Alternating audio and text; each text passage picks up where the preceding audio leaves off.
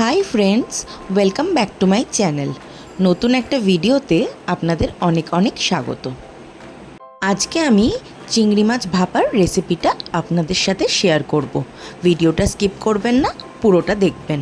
ভালো লাগলে কমেন্টে জানাবেন। এখানে আমি 6 পিস বাগদা চিংড়ি নিয়ে নিয়েছি, আর নিয়েছি কালো সর্ষে, পোস্ত আর কাঁচা লঙ্কা।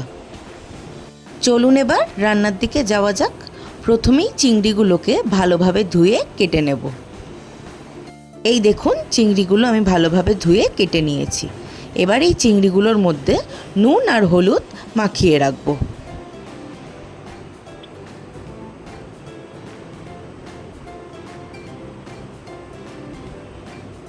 নুন আর হলুদ আমার ভালোভাবে মাখানো হয়ে গেছে। এবার একটা মিক্সির বাটিতে ভিজিয়ে রাখা পোস্তগুলো দিয়ে দেবো। হ্যাঁ, বলে রাখি, পোস্তগুলো আমি 15 মিনিটের জন্য ভিজিয়ে রেখেছিলাম। এবার তার সাথে কালো সর্ষে আর কাঁচা লঙ্কাগুলো দিয়ে দেব।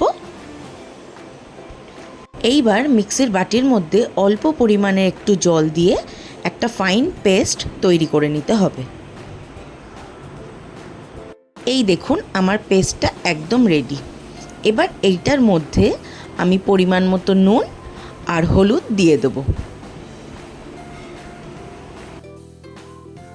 এইবার একটা টিফিন বক্স আমি নিয়ে নেব, তার মধ্যে একে একে চিংড়ি মাছগুলো আমি সাজিয়ে নেব।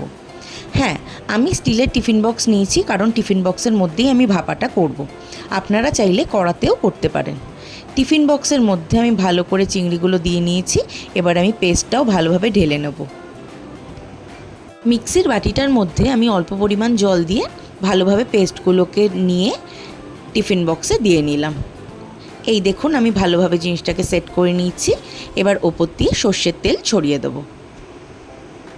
জিনিসটা ভালো করে সেট করে নিয়ে দুটো কাঁচা লঙ্কা আমি দিয়ে দিলাম।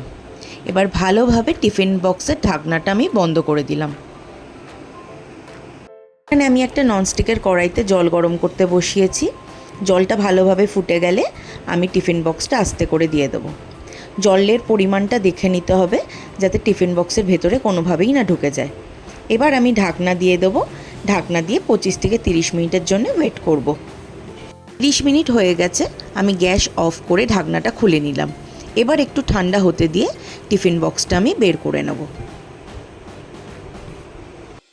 এই যে চিংড়ি মাছ ভাপা আমার একদম রেডি। সারা ঘর চিংড়ি মাছের গন্ধে একদম মোমো করছে। এটার ওপর থেকে আমি অল্প পরিমাণে কাঁচা সর্ষের তেল দিয়ে দিলাম। এটা একদমই অপশনাল। ভাপা চিংড়ি আমার একদম রেডি। এটা যে কোনো ওকেশনের জন্যে একদম পারফেক্ট রেসিপি। আমি সার্ভ করে নিয়েছি ভালোভাবে। এবার এটা গরম ভাত দিয়ে খাওয়ার পালা। ভিডিওটা ভালো লেগে থাকলে লাইক করবেন, কমেন্ট করবেন। চ্যানেলে নতুন হয়ে থাকলে চ্যানেলটিকে সাবস্ক্রাইব করবেন। দেখা হচ্ছে আবার পরের ভিডিওতে। ততদিন ভালো থাকবেন, সুস্থ থাকবেন। Bye bye.